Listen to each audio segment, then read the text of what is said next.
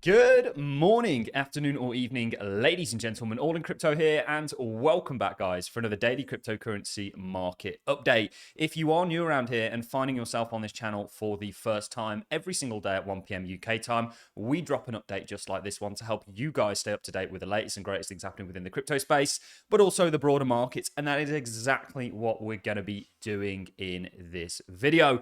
To kick the video off, we are going to be looking at some comments recently made by Jamie Dimon, the CEO of JP Morgan, involving the cryptocurrency space. And no surprises, they were negative. Now, you've got to understand that JP Morgan is very much batting for the other team. He is one of the main beneficiaries of the current fiat systems. His company is one of the major banks in the United States that benefit from the corrupt, harsh nature of the fiat systems that we have. And of course, Bitcoin is a competitor. It's an alternative system to the current system, which is totally controlled by the likes of JP Morgan's and the central banks around the world. So where we're going to start off, guys, is we are going to be looking at JP Morgan's comments.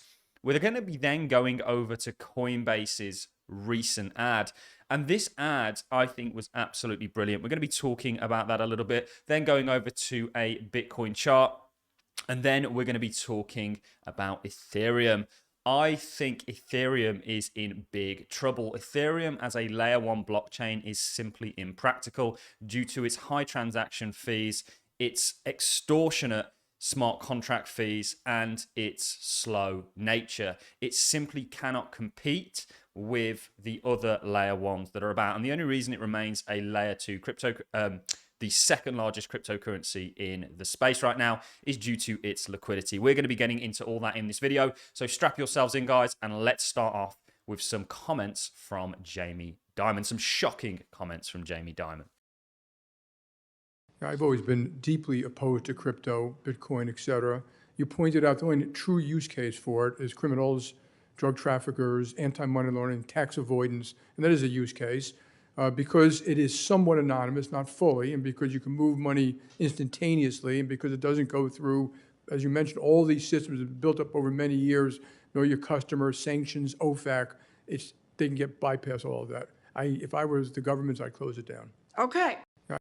So there we have Jamie Dimon, the CEO of one of the world's largest banks, calling for the shutting down of cryptocurrency. And why on earth would he call for that? Well, it threatens everything that he does. It threatens JP Morgan themselves. This is the great fight, ladies and gentlemen. Bitcoin, in my opinion, is divine in terms of how it was given to us. It's either divine and one of those miracles in life that comes around at just about the right time, or it is controlled and is used to get people used to this idea of cryptocurrencies so that they can move from a fiat system that is unsustainable with the amount of debt that's there onto a crypto system, which is a new money, essentially. And money has changed throughout history multiple times. I believe cryptocurrencies are the new money, and certainly something like Bitcoin is getting everybody familiar with that. So the jury is still out on that. I really can't say with any kind of certainty which one it is. I have my suspicions. But of course, JP Morgan's Jamie Dimon is going to call for the banning of cryptocurrencies. And very interesting, actually, under this Twitter post, which is where I got the video from, it's a readers added context they thought people might want to know. And it says less than 1% of the trillions of transactions annually in the crypto space are illicit. The UN estimated that annually between 2 to 5% of global GDP, 800 billion to 2 trillion, is used for illicit activities and money laundering through the traditional banking system. And actually, on that topic, JP Morgan themselves have been charged a staggering $39 billion in penalties for fraud, securities fraud, money laundering, and everything in between. So kind of rich coming from Jamie Dimon that he would accuse crypto of doing this. It's a straw man argument, basically. The real motive behind him coming out and acting in this manner, albeit rather contradictory, because we know JP Dimon have set up in Europe trading desks for Bitcoin and Ethereum. However, the real motivation and intent behind this is to dampen the competitor, which of course is Bitcoin and cryptocurrencies that threaten the very fabric of a monopolized system that is being propagated by the Federal Reserve and the likes of JP Morgan and the other big banks. And yesterday we actually played a clip from a very, very well-renowned economist. He was one of the heads at the World Bank, essentially talking about the Fed system, central bank systems, and the complete Ponzi-onomics of it. So please go and watch yesterday's daily cryptocurrency market update if you haven't already. Let's move on. And on the topic of this, Coinbase released a pretty amazing advert. Now, I'm not going to play the advert because it will be copyrighted. Some of the music on it will be copyrighted. But in this advert, they're really trying to get across the kind of limitations for people in regards to the traditional system and how things are simply unaffordable. And the reason that things are unaffordable, and people will blame the private sector for this, but it is the public sector, the central banks and governments that have solely caused the issues that we are facing today with unaffordability. If you look at the inflation of money, it has taxed everyone. It's made people poorer as a whole. And now we're in situations where people have to work 3 or 4 jobs. More like 3. 4 jobs is kind of somewhat impossible. And they still can't afford to earn. Whereas if you go and ask your grandparents how things were, you probably had the man in the household going to work. And, you could go on a couple of holidays a year. You had a paid off mortgage. And everyone was well taken care of. This is what they want for people. They want this system where everyone is a slave to money. And this is why Bitcoin was born and why I push back so much on the likes of JP Morgan's comments. Talking about Bitcoin, where will it start? Well, we have identified that the next level for us is really here. We don't have much of a price prediction between here and this next level. You guys will know that the head and shoulders that we were looking at the start of the year, the inverse head and shoulders, did indeed make target around about 42k. We are now looking for something technical to form on Bitcoin to give us a further projection to the upside. And maybe Bitcoin wants to run up here, get to this sort of level, have a bit of a rest, and then you're going to set up a broader pattern to the smaller pattern that we had that may project a Bitcoin price of around about $150,000. So we do think the full-blown bull market is on. Actually, something very interesting that I constantly look at with my Patreons is the likes of crypto stocks. So Coinbase is one of those stocks that we've been talking about since the $30, $40 range. You've got the likes of ARK Invest, which is doing pretty much exactly what we had laid out for it. You've also got the likes of MicroStrategy, whether you like Michael Saylor or not, and I happen to be not such a big fan of his.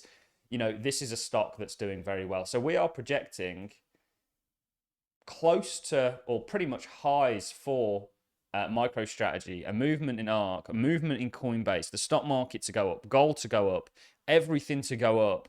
Crypto isn't going to be left out of that. And when you look at crypto versus some of these assets, like the S&P, like the NASDAQ, like gold, it's going to do very well and actually outperform and is in an uptrend against these. So in our opinion, 2024 is going to be an amazing year for the cryptocurrency space. It's also the election year. We've also looked at the laggard effects of rates. We have really compounded and synthesized an overall picture of the markets that crypto finds itself in and derived a path forward for crypto as a result of that. And we've been spot on this year.